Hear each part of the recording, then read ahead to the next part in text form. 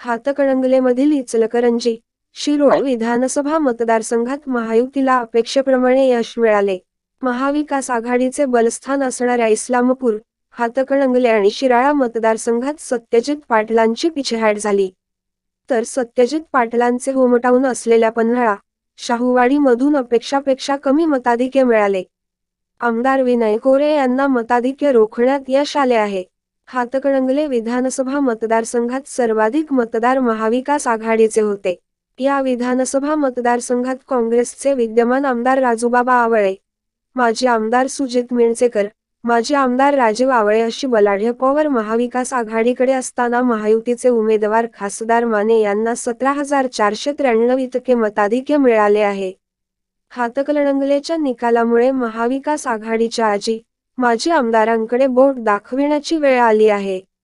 आमदार विनय कोरे, आमदार प्रकाश आवाडे आणि माजी आमदार अमल महाडिक यांची ताकद निर्णायक ठरली आहे.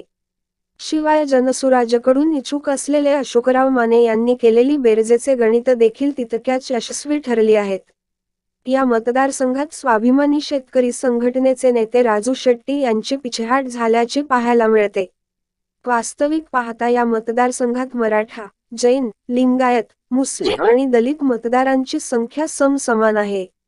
त्यातील मुस्लिम आणि दलित समाजातील महाविकास आघाडीचे उमेदवार सत्यजित पाटील सरोडकर यांना पाठिंबा दिला होता.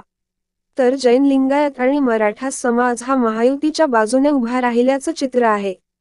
एकंदरीतच या निकालामुळे महाविकास आघाडीचे विधानसभेची वाटचाल खडतर बनली आहे. शिवाय आगामी विधानसभा निवडणूक डोळ्यासमोर ठेवून माजी आमदारांतील काही गटांनी केवळ बघ्याची भूमिका घेतल्याचे चित्र होते. त्यातूनच महायुतीच्या पथ्यावर हातकणंगलेतील मते पडली.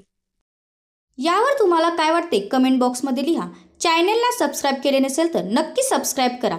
जगात भारी कोल्हापुरी.